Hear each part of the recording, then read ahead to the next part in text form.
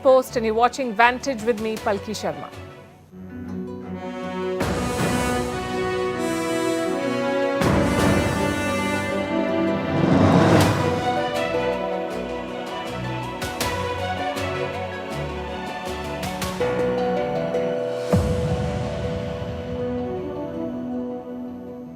In a couple of weeks from now, the Ukraine war will complete 1 year. President Zelensky is touring Europe, asking for more weapons. But Europeans are dealing with a bombshell, yet another revelation that the White House was quick to deny and the Western press doesn't really want to talk about. Did America bomb the Nord Stream pipelines? Russia wants a probe, but who is listening? We bring you the details of the investigation that could change the course of this war. Meanwhile, Turkey is picking up the pieces, 15,000 dead and counting. President Erdogan is on the back foot. He has publicly snubbed Pakistan. The Pakistani Prime Minister wanted to visit. Turkey said, don't come. But why did he want to go at a time like this? We'll tell you about it. Also, why Disney is firing 7,000 people. Is it the end of the streaming boom? It's an action-packed Thursday. The headlines first. Trade, chips, balloons, America and China are fighting over everything, it seems. US President Biden said Chinese leader Xi Jinping faces quote-unquote enormous problems. China calls the remarks, and I'm quoting, extremely irresponsible and counter to basic diplomatic etiquette. North Korea's Kim Jong-un shows off his daughter and his nukes. The largest number of nuclear missiles were displayed at a military parade, including more than 10 Hwasong-17 intercontinental ballistic missiles capable of striking the US mainland. Russia's private army, the Wagner mercenary group, says it has ended its recruitment drive at Russian prisons. Reports say the prisoners were promised amnesty on their return to Russia if they survive the war in Ukraine. Pakistan says it will have a bailout deal today, a deal worth $7 billion. Finance Minister Ishaq Dar says matters between the government and the International Monetary Fund will be settled by today. And one more chatbot is entering the fray. Chinese tech giant Alibaba says it's developing its own artificial intelligence tool, joining the race with another Chinese giant Baidu and Google's Bard. Yesterday it was the United Kingdom, today it was Brussels. Europe is rolling out the red carpet for Zelensky, even if they won't give him or his country an EU membership anytime soon. And now the tour has been overshadowed by a major expose. The United States bombed the Nord Stream pipelines. That's the claim made by Seymour Hersh, a Pulitzer Prize-winning investigative journalist, the same one who exposed the My Lai massacre in the Vietnam War. And now he says America bombed Russia's pipeline to Europe. This could change everything. Zelensky is running out of time. Ukraine says a major Russian offensive is imminent in this month, and it wants all the help it can get. But Europe is dragging its heels. Tonight, we've put together the most comprehensive report for you. We'll start with the Nord Stream revelations. Do you remember these pictures? This is the Nord Stream pipeline. It was leaking last year. The Nord Stream is the lifeline of Europe. In fact, these are two pipelines, the Nord Stream 1 and 2. They were bombed last year. In September 2022, a series of powerful explosions were reported. Both pipelines took the hit. Initially, fingers were pointed at Russia, but there was no credible evidence. Now, a new report has emerged. It says the pipelines were bombed by the US. This is a 5,000-word report. We've managed to put together a summary, and here are the 5 big takeaways. Number 1, the bombing was a covert operation. It was carried out by the CIA. This is according to the report. Takeaway number 2, the US used deep-sea divers for this mission. They mobilized during a NATO military exercise. That NATO drill, was used as a cover. Takeaway number 3, mines were planted along the pipelines. They were detonated remotely. Takeaway number 4, the CIA worked with Norway to bomb these pipelines. And takeaway number 5, the orders came from the very top. US President Joe Biden ordered this operation. And that perhaps is the biggest takeaway from this report. Did Biden sabotage Europe's gas lifeline? All of this is based on an investigation by journalist Seymour Hersh. He's broken some big stories in the past, like the mass murder of 500 civilians by American soldiers in Vietnam. This was in 1968. Hirsch has exposed governments and presidents in the past too, but some of his work has also been criticized for lack of evidence.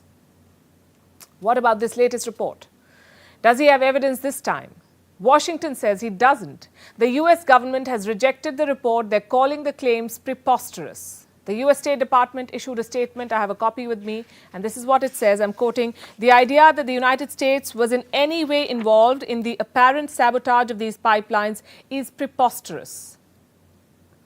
It is nothing more than a function of Russian disinformation and should be treated as such." Of course, Russia doesn't agree. It wants an international probe into the Nord Stream blasts. The Russian foreign minister says he's putting together a report himself. We are also preparing a kind of report into what has happened over the past year and what we managed to uncover. It is not just on US military biological programs that they're trying to make out they don't have anything to do with, lying as they always do. And it is not just about the US being directly involved in the explosions on the Nord Stream pipelines. Mrs. Nuland has already pleaded guilty to it. So, there are many things we can remember to show the methods that the United States uses to achieve dominance. These claims will cast a shadow on Zelensky's Europe trip. He began the visit yesterday. The first stop was the United Kingdom. Zelensky got the full royal treatment there. He met with King Charles. And then he sat down with the Prime Minister, Rishi Sunak. His final stop was Westminster Hall. Quite a grand setting there. Zelensky used this opportunity to do what he does best, make more demands. He relaunched his campaign for Western fighter jets. In fact, the former actor pulled a bit of a stunt here. He brought a fighter pilot's helmet with him. What for? To present it to the Speaker of the House of Commons. The House of Commons, of course, is the lower house of the British Parliament. Full marks for the showmanship. It was followed by an appeal. We have freedom. Give us wings to protect it. I trust this symbol will help us for our next coalition of the planes, and I appeal to you and the world with simple and yet most important words. Combat aircrafts for Ukraine. Wings for freedom. Wings of freedom. That was Zelensky's appeal. Did it work though? To some extent it did. The UK has begun looking into sending combat aircraft to Ukraine. They're looking at the possibility. Prime Minister Rishi Sunak says nothing is off the table, but his friends in Europe may not share his enthusiasm. Zelensky's next stop was Paris. He met with President Macron of France and Chancellor Scholz of Germany, both in Paris. These two leaders, Macron and Scholz, hold the key to unlocking the fighter jets. So Zelensky repeated his demand. Well, they offered support, but not the jets. No commitment on giving Ukraine fighter jets. Et donc nous sommes heureux de t'accueillir ce soir ici et le chancelier Scholz me rejoint ce soir. Its European partners and its allies to win the war. Russia cannot and must not win. We have also provided Ukraine with massive financial, humanitarian and weapon support, heavy artillery, air defenses and most recently the delivery of battle tanks. And we will continue to do so for as long as necessary. A few hours before making that statement, Scholz was in the Bundestag, the lower house of the German parliament. Here he launched a scathing attack. The target was Germany's Western allies, more specifically the United States. Listen to what he said there, and I'm quoting, "We preserve and strengthen this cohesion by first preparing decisions confidentially and only then communicating them, the decisions. What harms our unity is a public competition to outdo each other along the lines of battle tanks, submarines, aircraft. Who is asking for more?" This is the German Chancellor. Reports say Scholz was referring to his cooperation with US President Joe Biden. This was about the decision to supply tanks to Ukraine. Why is the German leader upset? Is he unhappy with America's approach? Well, he didn't say that. Guess he didn't have to. But coming back to the Nord Stream pipelines, why are they such a big deal? Why are they called Europe's lifeline? And how did they give Russia so much leverage over Europe? It's a story of geopolitics, economics, and shifting alliances. The Nord Stream pipelines were not the only means for Russia to send gas to Europe, but they were extremely lucrative and offered Moscow political leverage. Our next report tells you why the inside story of these two pipelines could change the course of this war. There are two Nord Stream pipelines, the Nord Stream 1 and 2. Both pipelines supply natural gas from Russia to Germany. Russia has the world's largest deposits of natural gas. It is used throughout the country, and Russia has more than enough to export. The Nord Stream pipelines originate at two different points in western Russia. They go beneath the Baltic Sea, then surface in northeastern Germany. Both pipelines stretch for about 1,200 kilometers. In Russia, they're connected to the country's own natural gas pipelines. They reach Germany from where other pipelines carry natural gas all over Europe. The Nord Stream 1 is operated by the company Nord Stream AG. The company was founded in 2005 and is headquartered in Switzerland. It's a joint venture between Russian state gas giant Gazprom and German, French, and Dutch energy companies. Gazprom owns 51% of Nord Stream AG, making it the largest shareholder. This is significant because Gazprom is a Russian state-owned company, so the profits from the Nord Stream pipelines directly end up in Moscow's coffers, which means, even if they did not want to, Europe was funding Russia's war in Ukraine by just using natural gas. And though they supported Ukraine, European nations could not just stop using Russian gas overnight. This is because Europe had been dependent on cheap Russian gas for years. Work on the Nord Stream 1 pipeline project began in 1997. After the initial studies and finalizing the schedule, construction began in December 2005. The first part of the Nord Stream 1 pipeline was completed and officially inaugurated in 2011. The ceremony was held in Germany, and the leaders of Russia, Germany, France, and the Netherlands all took part.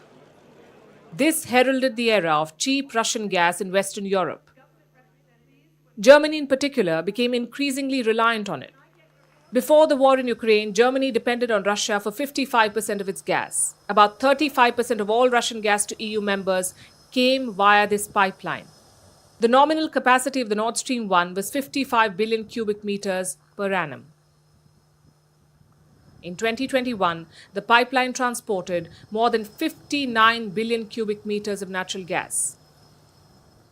Nord Stream 2 would have expanded Russia's capacity to 110 billion cubic meters. This would have made the EU even more dependent, and those dependencies could have been weaponized. Before the September explosions shut down both the pipelines, Russia was already manipulating the flow of gas. In June, it restricted supplies by about 75%. In July, Russia shut down the pipeline for maintenance and cut supplies further when it reopened. Russia shut down the pipeline entirely in late August. It blamed Western sanctions for the shutdowns and restrictions. It said sanctions made maintenance difficult. And every time Russia squeezed the gas pipelines, prices rose around the world. Russia could hurt the West just by tweaking the Nord Stream output. It could hold Europe to ransom due to the dependency on cheap gas. Until September, that is. Blasts in the Baltic Sea damaged both Nord Stream pipelines. Though they'd already been shut by then, natural gas contained in them was released into the atmosphere. It is unknown if the pipelines will ever work again. The blasts had another effect. They forced Europe to wean away from cheap Russian gas.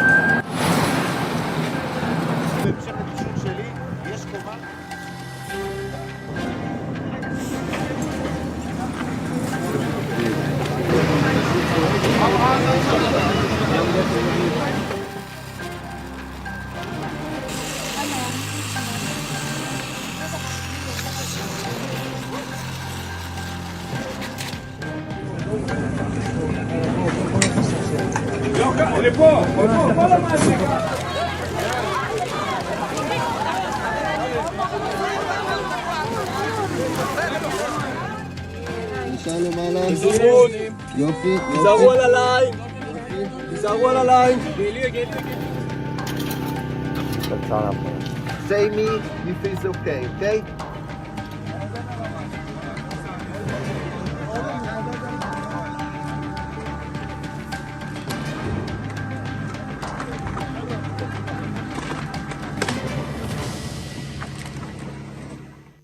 Let's shift our attention to Turkey. 2 days after the devastating earthquakes, their president was on the front line. Recep Tayyip Erdogan made an honest confession. Certainly there have been shortfalls as the conditions have been clear. It's impossible to be prepared to face a disaster like this. Turkey was unprepared. It's evident. The crisis is spiraling. The death toll has crossed the 15,000 mark. Thousands of buildings have collapsed. Yesterday, their stock markets witnessed a bloodbath. $35 billion worth of wealth was erased. $35 billion in a day. Trading has been suspended for 5 days. President Erdogan faces a crisis of a lifetime. But guess what is he thinking about? Elections. They're due in 3 months. The Turkish president still wants to go ahead with the polls. Reports say Erdogan wants voting to happen on the 14th of May. This is as per the original plan. 10 provinces in the country are affected by the quake. They are under a state of emergency, and now the president wants to lift this emergency sooner than planned. He's making promises to voters. Of course, there were some problems on the first day, but after that, the situation was brought under control on the second day and today. We are carrying on managing with rubble. God willing, we will start to remove rubble. God willing, our aim is to rebuild houses in 1 year, as we already did previously in areas hit by earthquakes, both Kahramanmaras and other provinces. Our people must not worry. We won't allow any of our citizens to be left in the streets. A vow to rebuild entire cities in 1 year. That sounded a lot like a campaign speech. There was a good chance it was. Erdogan toured some of the quake-hit regions yesterday. These are strongholds of the AK party. This is Erdogan's party, the Justice and Development Party, AKP. People in these regions tend to vote for the AKP. Now they've been hit by the deadliest earthquake in a generation. Rescue efforts are still on, but they leave a lot to be desired. Many people still remain trapped, and the president seems more worried about retaining his votes. Public anger is mounting. Victims say they're not getting the kind of help they need. They still don't have the right rescue equipment, the expertise and the support to pull people out of the rubble. Rescue workers are using bare hands to dig through the concrete. The survivors are frustrated. They're appealing for help. There is a bit of chaos, as you see. We are suffering. Please, whoever hears us, help us. We are here. Everything has collapsed. There are cracks everywhere. Our homes have collapsed. We are living here in despair. Here is our home and here is our situation. I don't remember how I got out of rubbles and how I rescued my kids. We ask for help from our government, from our state, and from the world. And we don't want anything else. Is Erdogan listening to these voices? Where is all the relief material going? What happened to the relief funds collected from the Turkish people? I'm talking about the famous earthquake tax. It is officially called the Special Communications Tax. This was introduced in 1999. It was right after a deadly earthquake hit the city of Izmit. More than 17,000 people died then, 1999. The government introduced what is called an earthquake tax to gather funds to deal with such calamities. And this tax is still in place all these years later. It is charged on the use of internet and mobile phone services. What is the purpose of the tax again? Disaster prevention and development of Turkey's emergency services. How much money does this fund have? Around 88 billion lira, according to some estimates, which is about 4.6 billion US dollars. This is above and beyond the foreign aid that Turkey is getting. So again, where did all the money go? No answers yet. Only speculation and theories doing the rounds. One report says the tax proceeds were used to fund infrastructure projects. Another report claims the money was used to repay loans to the IMF, the International Monetary Fund. Now, we've not been able to verify any of this, and the government has issued no statement. An opposition lawmaker has questioned Erdogan. He said, and I'm quoting, "You've been collecting earthquake tax to protect people for years. 10 provinces are dying. You are still waiting for financial aid. Criticism of Erdogan is spreading on social media. Guess what he did? Shut down Twitter. That happened yesterday. Twitter went offline in Turkey. Critics seem to be facing a crackdown. The Turkish police force detained 18 people and arrested 5. On what grounds? Police say they shared, quote-unquote, provocative posts on social media. The Erdogan government does not tolerate dissent. The state of emergency helps. It may or may not help the victims, but it gives the government an excuse to go after critics. Vantage continues after a short break.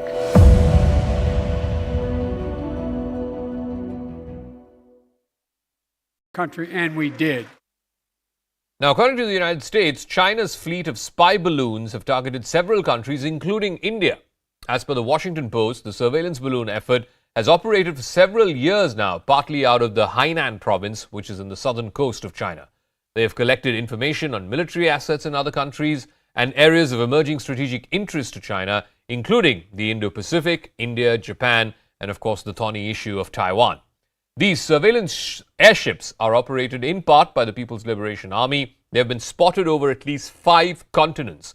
They are part of China's fleet of balloons developed to conduct surveillance operations, and they have violated the sovereignty of other countries apart from the United States. So, could the popping of a balloon turn into a watershed moment in the rivalry between the United States and China? The balloon crisis could exacerbate already tense ties where the US and Chinese forces have come into very close contact, including over the South China Sea. US officials are increasingly worried that Chinese state companies may be assisting Russia's military effort against Ukraine by providing technology and semiconductors, which may raise the pressure for action by the White House. The Biden administration is already expected to create a body to review outbound US investments into China the next few months, and the new Republican House Speaker Kevin McCarthy is expected to follow in the footsteps of his Democratic predecessor Nancy Pelosi with a visit to Taiwan later this year. Days after the US shot down a suspected Chinese spy balloon, the first images of the debris were released by the US Navy. The balloon, it was around 200 feet tall. Just wrap your...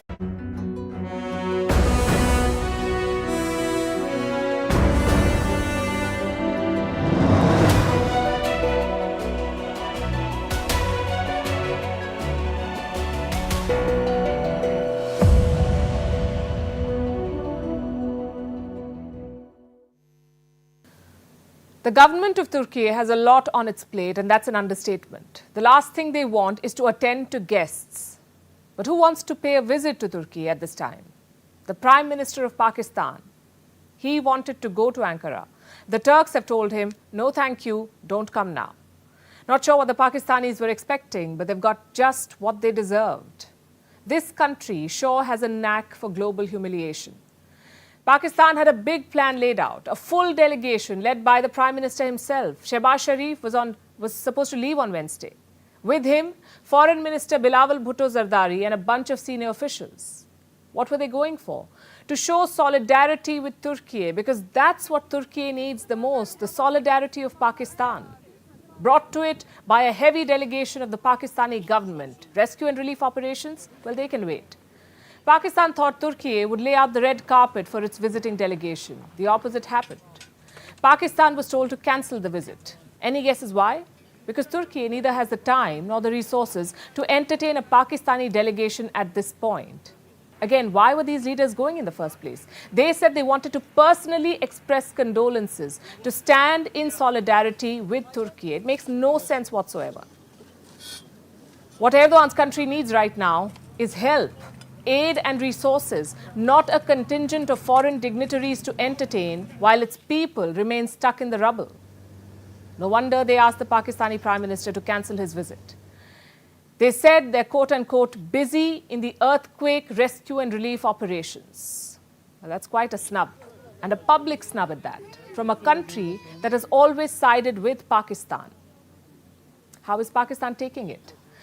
They've seen enough snubs to get used to them. They're trying to save face. Express News cited sources in the Pakistani Foreign Ministry. And things get a bit funny here. Pakistan says Shehbaz Sharif's visit got cancelled due to, wait for it, bad weather. Pakistan says its Prime Minister would not be able to visit the affected areas. Why? Because his helicopter would not be able to fly during bad weather. Fair enough. What about the storm at home? Pakistan is collapsing without an earthquake. It is facing the worst economic crisis in its history, the worst since Pakistan was formed. A new report sheds light on their colossal mismanagement. This country has taken more than 20 loans from the International Monetary Fund. That's the highest number in the world. And guess what? None of the loans have been completed, according to this report, meaning the IMF never disbursed the full amount to Pakistan. Why? Because Pakistan has the distinguished track record of not fulfilling the IMF's conditions. They violate the terms each and every time, and the money stops. Then they ask for another loan. This country will sink if it doesn't get bailed out. So it keeps taking loans. Not just from international agencies, but also from countries like China, Saudi Arabia, the UAE, perhaps even Turkiye. Pakistan is desperate. Inflation stood at a 48-year high last year, more than 27%. The currency is depreciating. Forex reserves are dwindling. Power blackouts seem endless. So what if Turkey is struggling to cope with the impact of an earthquake? The Pakistani begging bowl waits for none. It sees no place and time. It's always there, waiting to be filled. And for Pakistan, the Turkish snub is very embarrassing, because this is one of the last countries that still takes Pakistan seriously, or it did until a few days back. But you see, brotherly ties have their limits too. Yes, the same can be said for another set of countries, India and Bangladesh, a very special relationship. Bangladesh is a country crucial to India's interests. A country that India helped liberate by fighting a war with Pakistan, a country that is an important partner of India. It's a country that was actually part of the undivided Bharat before the British broke it up.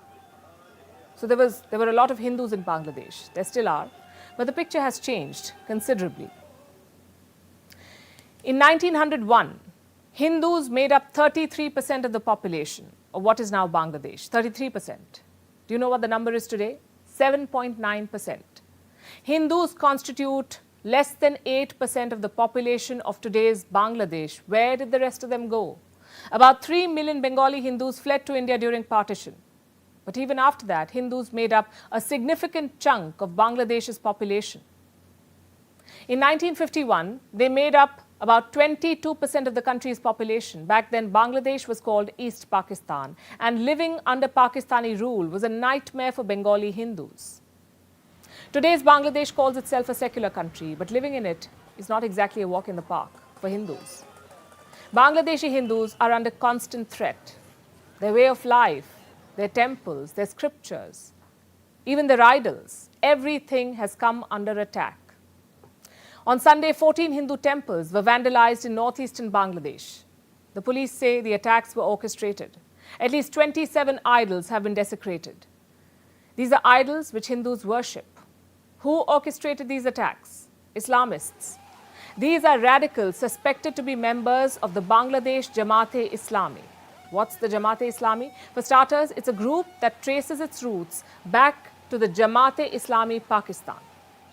This outfit strongly opposed Bangladesh's independence from Pakistan, and now they're targeting Bangladeshi Hindus and other minorities. Some politicians are playing along. Take the case of Tariq Rahman. I'll tell you who he is, but first let me tell you what he said. Scriptures of the Hindu religion do not offer any moral teaching. All the religious scriptures are porn scripts. This is a political leader speaking.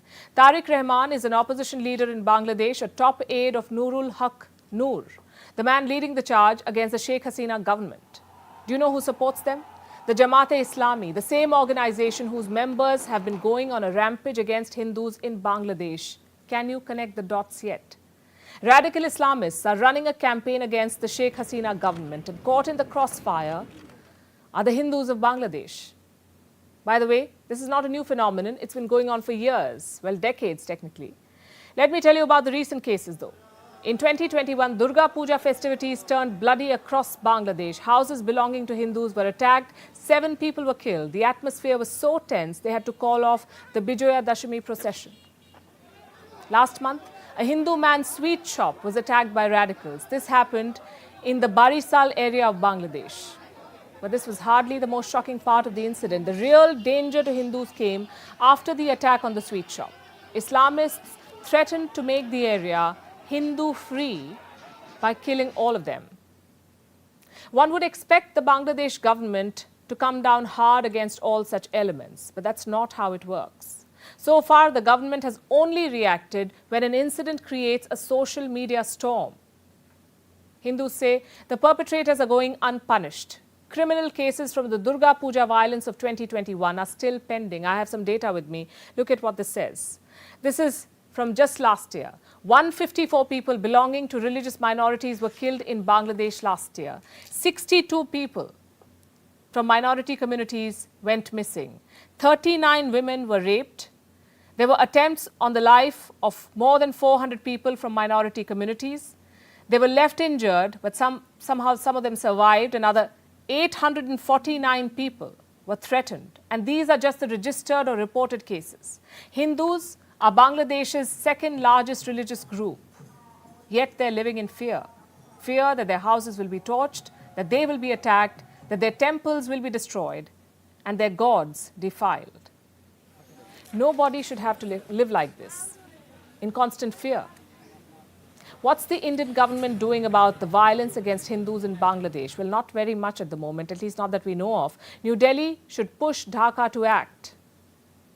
If India can liberate Bangladesh from Pakistan, it can surely do more to protect Indic minorities in Bangladesh.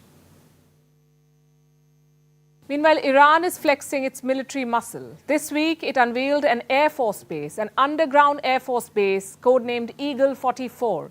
Iran says this base can store and operate fighter jets and drones. Then Iran celebrated its Air Force Day. The star attraction was a missile with the words "Death to Israel" written in Hebrew.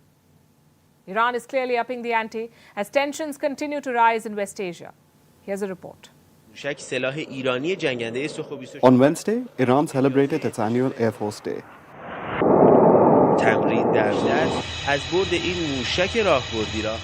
Its supreme leader, Ayatollah Ali Khamenei, attended a meeting with Air Force members in the capital Tehran. About 200 kilometers south of Tehran lies the city of Isfahan. There, the Islamic Revolution Guard Corps held a public military exhibition. They showcased Iran's military achievements. People walked around looking at displays featuring drones, rocket launchers, and missiles. One of the missiles had Hebrew words written on it. It said, "Death to Israel." Both the message and the venue of the exhibition are significant. Before we get to the details, let's look at the recent timeline of events. Tensions have been rising since Israel re-elected Prime Minister Benjamin Netanyahu. He was sworn in as the head of Israel's most right-wing government. During his campaign, Netanyahu vowed to be tough on Iran. Last month, the US and Israel held their largest ever joint exercise in Israel and the Eastern Mediterranean. About 6,400 US troops, 1,500 Israeli soldiers, and over 140 aircraft were involved. These drills were seen as a message to Iran. The day after the drills ended, Iran was attacked by drones. Explosions and fires were reported in multiple locations in the country. Iran had said the drone attacks did not cause significant damage, but it has held Israel responsible. It's after the attacks that Iran revealed a new Air Force base and showcased its on-the-nose missile message. The choice of Isfahan for the exhibition was significant. It was the city that was attacked. Drones targeted a defense manufacturing facility. While the attack was attributed to Israel, Israel's policy is not to comment on any such allegations. Iran's missile display comes a day after Iran announced its first underground Air Force base.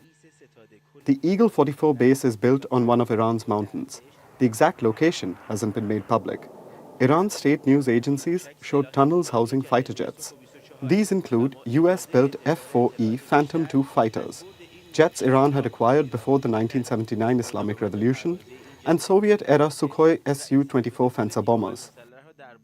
These jets were outfitted with Iran's latest long-range cruise missiles. Iran's Armed Forces Chief of Staff, Major General Mohammad Bagheri, gave a warning.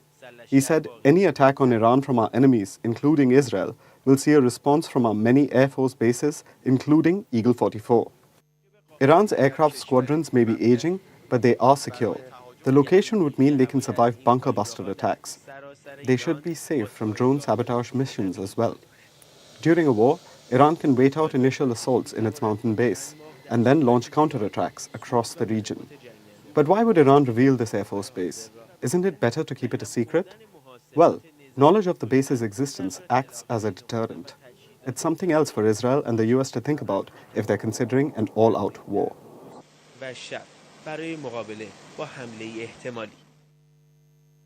We've been telling you about the Chinese spy balloon, a seemingly innocuous balloon that was hovering over American skies. Washington says Beijing used it to collect sensitive data. The spy balloon was then shot down, but the saga exposed China's extensive surveillance program. Turns out there's more. How? Through CCTV cameras. You may call it another weapon in Beijing's surveillance inventory. And Australia has now vowed to act. It is removing Chinese-made CCTV cameras from key locations. Canberra says these cameras are a security threat. How many devices are we talking about? More than 900. More than 900 cameras, intercoms, video recorders and electronic entry systems, all made by Chinese companies. These are said to have been installed in more than 200 Australian government buildings. An audit I launched 6 months ago has today finally revealed almost 1,000 devices provided by Chinese government-linked entities, Hikvision and Dawar. They're all throughout the Commonwealth, including our Department of Defence, our Department of Foreign Affairs and Trade, our Department of Home Affairs, our Attorney General's Department. And I'm calling on the Albanese government today to outline a plan to get rid of them and get rid of them all. The Albanese government took notice of this. It says that while the matter is serious, there is no need to overreact. Listen to this. It's important that this has been brought to our attention. We're doing an assessment within Defence as to where those cameras exist, and when we've gone through that process, we'll obviously remove those questions. I don't think we should overreact to this, but it's important that it's been brought to our attention. It's prudent that we do the assessment, and we're going to act on it. Prime Minister Anthony Albanese maintained that these wouldn't affect ties with China. Australia's diplomatic ties with Beijing is a story for another day. Tonight, we want to focus on these Chinese equipments. For starters, which are these Chinese companies? Mainly two, Hikvision and Dawar. And these two companies have manufactured devices not just for Australia, but for the rest of the world too, including India. Why are they problematic? And what's the matter with their surveillance devices? It's their ownership. Both companies are partly owned by the Chinese Communist Party. Connect the dots. Effectively, the CCP has direct access to loads of data and recordings from CCTVs, intercoms and other devices.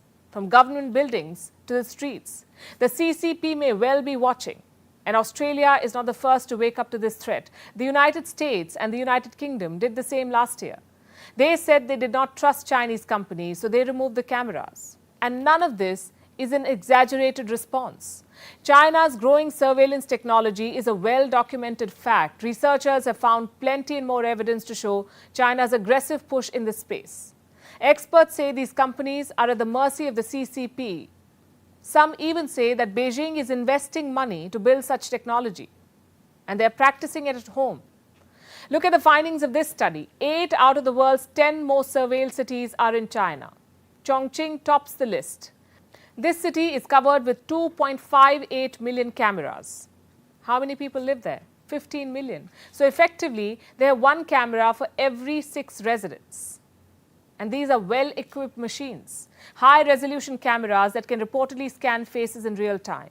Not surprising why China is called the surveillance state. It's bad enough that they do this at home. And now they want to keep an eye on the rest of the world too. This has security implications. How big is the Chinese network of cameras? Well, we have some estimates. China has exported its surveillance technology to at least 54 countries. Many of them have inked deals with Chinese companies to enhance their internal security. Chinese companies say they're not influenced by the government, but that argument has few takers. So where does all of this leave India? I ask because India imports most of its CCTVs from China. We use the same equipments in our homes, buildings, even streets. Also from the same companies that the Australians are wary about, Hikvision. It leads the CCTV market in India. It is said to have more than 35% of the market share. Let me rephrase that. A Chinese company, partly owned by the Communist Party, owns 35% of the CCTV market share in India. So is our data safe? Are we being watched too? And is the government investigating how damaging all of this can be? We don't have the answers yet. But China's notorious record does not give us much reason to be optimistic. Let's talk about the Arab world now. The Arabs aren't just the oil behemoths of the world anymore. They're diversifying and diversifying fast. From holding FIFA World Cups to owning football clubs, Arab nations are doing it all. Arabs own at least 5 major football clubs now. But why the sudden push in the realm of sports, particularly in football? Our next report tells you. Football is a game that excites the nerves. It's one that can change in the last 30 seconds of a match. It's a sport that has fans across the world. Ordinary viewers like us watch the game to enjoy it. But not all viewers think that way. When an Arab sheikh watches a football match, he probably wants to buy one of the teams playing. This might sound outlandish, but believe me, it's not. Arabs are buying football clubs like we shop for groceries. Qatar hosted the FIFA World Cup last year. It became the first country to do so. And that tells you something. It symbolizes the growing shift of football to West Asia, to the Arab world. Qatar has become the centerpiece of the Arab world's football puzzle. It already owns Paris Saint-Germain, but Qatar wants more. It plans to buy more clubs. It owns football clubs through QSI. QSI stands for Qatar Sports Investment. That's right, Qatar has a shareholding organization dedicated solely to sports. The QSI is in turn controlled by the Qatar Investment Authority, and the Qatar Investment Authority is the Arab nation's sovereign wealth fund. Qatar is in talks with many clubs. The goal is to buy them. We're talking about clubs like Manchester United, Liverpool FC, and Tottenham Hotspur. Big names in the football world, Qatar is looking to buy at least one of them, and Manchester United is its preferred choice. Reports say Qatari investors will quote-unquote imminently bid for Manchester United, and the push is coming from the top. This man is the Emir of Qatar, Sheikh Tamim bin Hamad Al Thani, and he's willing to spend $4.5 billion to buy Manchester United. The Saudis too are in the thick of football. Saudi Arabia owns Newcastle United. Before the Saudi takeover, the club was one of the worst performing teams in the English Premier League. But then the tables turned. Newcastle went on to become the richest football club in the world, and it's not alone. The Saudis also own Sheffield United. Saudi Arabia's Abdullah bin Mossad Al Saud is the man who controls the club. There are reports that Nigerian billionaire Dozie Mobusi is looking to buy the club, but as of now, they remain reports. Manchester City is a major football club. It is owned by the United Arab Emirates' Sheikh Mansour. Then there's the Aston Villa Football Club, owned by Egypt's Nasser Sawiris. What are the Arabs doing controlling so many football clubs? Let's break this down for you. First, the Arabs have a lot of money. And when I say a lot, I mean a lot. It's no biggie for them to buy football clubs. And the benefits are many. Consider it an investment which puts their country on the world map. Oil won't always be the sensation it is right now. The world is moving in that direction. What happens when oil isn't the driver of global energy markets? The scenes won't be pretty for the Arab world. So Arab kingdoms are preparing for a post-oil world. The European football scene is a gold mine for those having the capital to invest in it. The value of the 32 most prominent European soccer clubs increased by 9% in 2019. What about revenues? They increased by 65% in just 8 years. The economic benefits are many, but there's a social angle as well.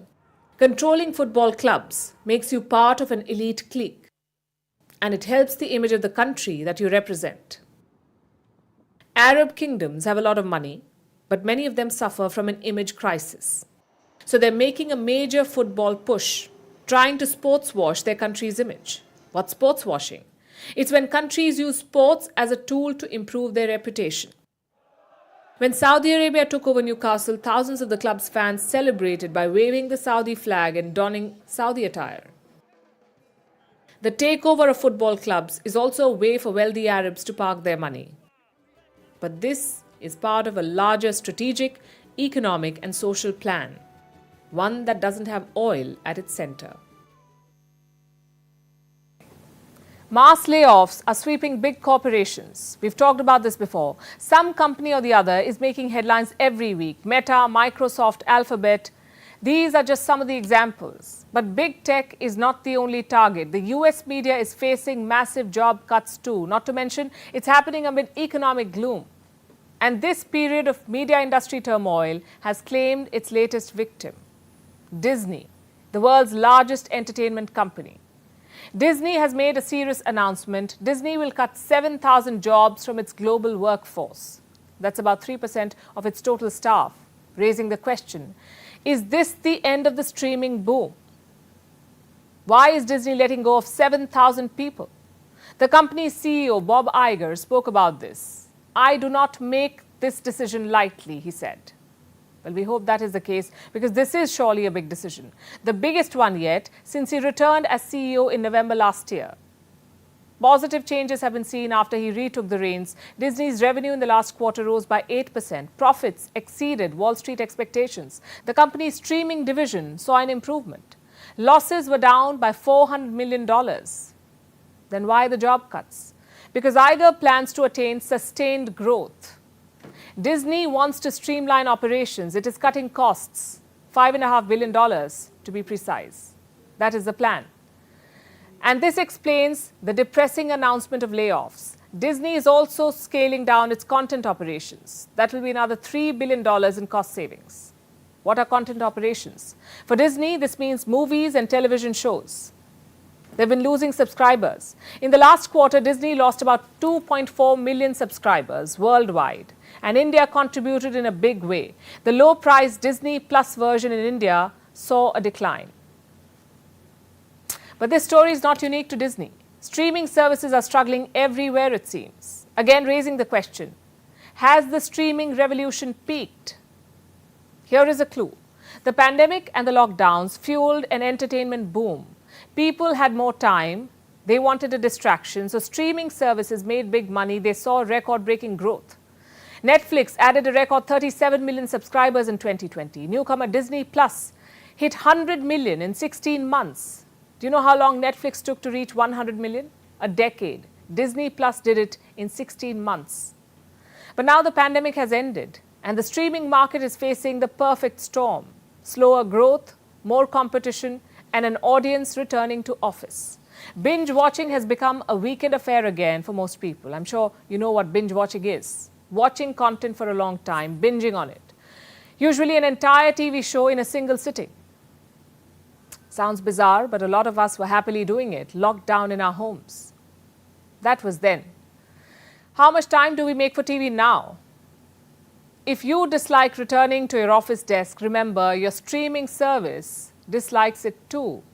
And that's just one reason for declining viewership.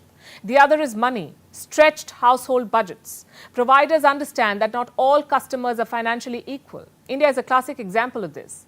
Its market potential is huge, but customers are not able or not willing to pay much for these services. It makes the price competition fierce. Maybe the new golden age of TV is proving to be too much of a good thing. With streaming fatigue and lack of time, viewers have grown increasingly selective, not only for what they pay for, but also for what they manage. So for those of you watching this show, we say, well done. You're being wise with your time. And now it's time to wrap up with Vantage Shots, images that tell the story. When was the last time you went for a run?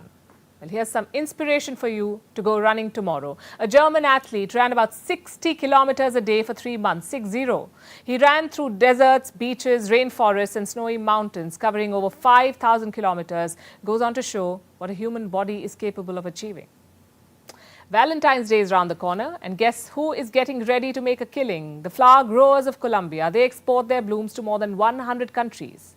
In Turkey, meanwhile, Strawberry the cat was rescued from under the rubble. She was found shivering, but is now said to be in good hands. And finally, you must have heard of pet-friendly cafes. In Costa Rica, there's a human-friendly cafe. It caters to four-legged customers and humans are free to tag along. We're leaving you with these images. Thanks very much for watching. We'll see you tomorrow.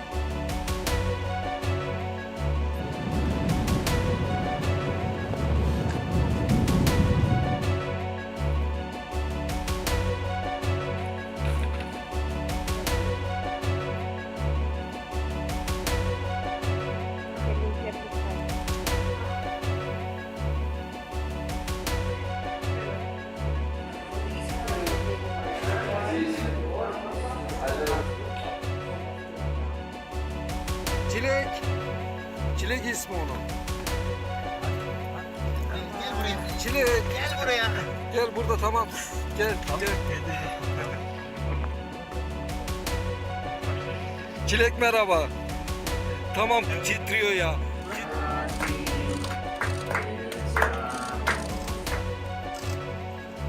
Ah, ¿sí le gustó?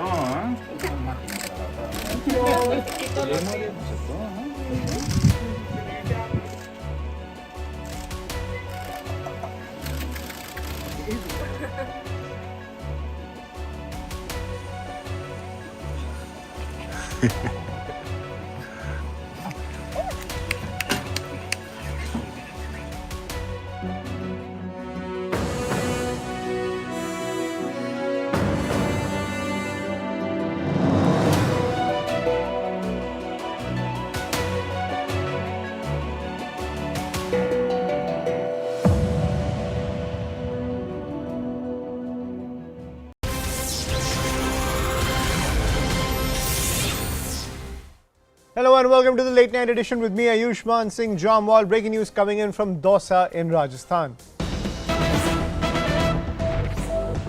And ahead of the Prime Minister's visit on the 12th of February, 1,000 kilograms of explosives have been recovered by the local police.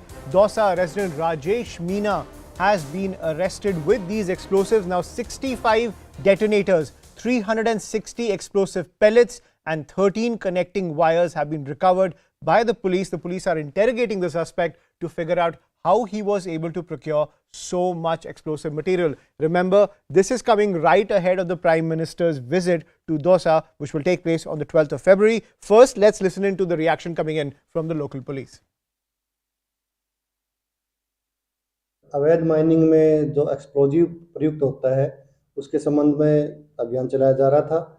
तो आज मुखबिर की सूचना पर एक वाहन को check किया गया तो उसमें 10 क्विंटल अवैध विस्फोटक और 65 डेटोनेटर मिले हैं जो कि विस्फोटक करने में काम में आते हैं और इसमें एक व्यक्ति को गिरफ्तार किया गया है, राजेश मीणा निवासी दौसा को। ये प्रथम दृष्टया तो जानकारी यही सामने आ रही है कि माइनिंग में यूज करते थे और अवैध की